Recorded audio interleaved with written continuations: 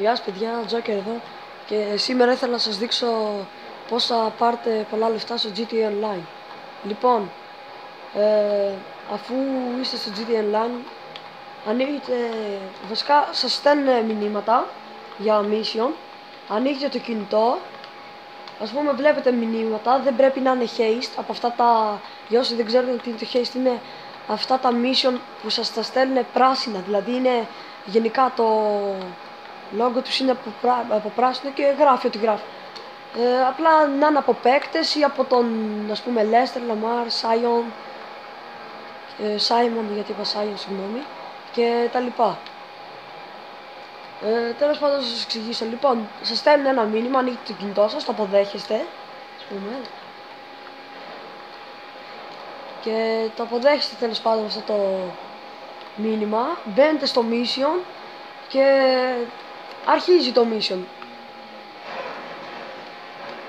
Και αφού αρχίσει βέβαια, εσείς περιμένετε να μπει το mission και μετά κάθεστε, περιμένετε εκεί και κάθεστε, περιμένετε, δεν είναι ανάγκη να κάνετε τέτοιο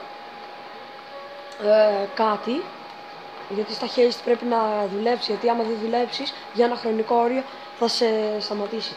Και τέλος πάντων κάθεστε σε ένα σημείο, άμα θέλετε το κουνιάστε, ας πούμε, παίρνετε ένα max, κάνετε καμιά βουτίτσα, να μην κάνετε, ας πούμε, το mission άμα θέλετε. Και ναι, περιμένετε και άμα είστε πολλά άτομα θα τελειώσουν γρήγορα αυτά τα πολλά άτομα. Άμα είστε δύο άτομα, ας πούμε, θα το τελειώσετε, αλλά κάποιος θα το τελειώσει. Μετά που τελειώνει, άμα είναι τέτοιο πολλά άτομα, θα πατήσουν continue. Μπορεί να είναι ένας και να πατήσει συνέχεια. Oh shit.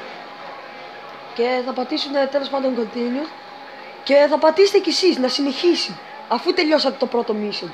Και θα τελειώσετε το πρώτο, θα τελειώσετε το δεύτερο, θα τελειώσετε το τρίτο, θα πατάτε continue μέχρι να τελειώσει. Και έτσι άμα κάνετε, ας πούμε, 2-3 mission θα μαζέψετε 3 mission, ας πούμε, θα μαζέψετε 45 χιλιάρικα. Δηλαδή έτσι για ένα τέταρτο 45 χιλιάρικα. Πολύ εύκολο. Και εγώ όταν άρχισα, αυτό γίνεται από το ένα level, είναι πολύ εύκολο. Το καταλαβαίνει ο κάθε, δεν μπορεί, θα το κάνει ο καθένας. Και εγώ όταν ήμουν ένα level δεν ήξερα πώς θα κάνω και μετά όταν πήγα κάπου στα 25 έμαθα αυτόν τον τρόπο και μετά είχα, ας πούμε, όταν πριν ήξερα αυτόν το κόλπο, τα max λεφτά, τα δικά μου ήταν, ας πούμε, καμιά 30 χιλιάρικα. Αλλά μετά που έμαθα αυτό ήμουνα περίπου στα 40 level και ήμουνα περίπου στα 40 level και είχα και πολλά λεφτά. Δηλαδή είχα περίπου 2.500.000,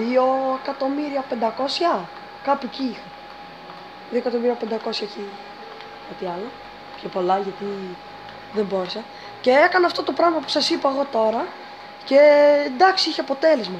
Δηλαδή άμα είστε μικρό level θα σας βοηθήσει. Σχετικά αυτά, αφήστε ένα like για να με βοηθήσετε, ένα subscribe, αφήστε ένα comment για να μου πείτε τη γνώμη σας, κάντε αυτό το βίντεο ένα share για να το δουν και οι φίλοι σας, να πάρουν λεφτά και οι φίλοι σας και γεια σας, τα λέμε σε ένα άλλο βίντεο.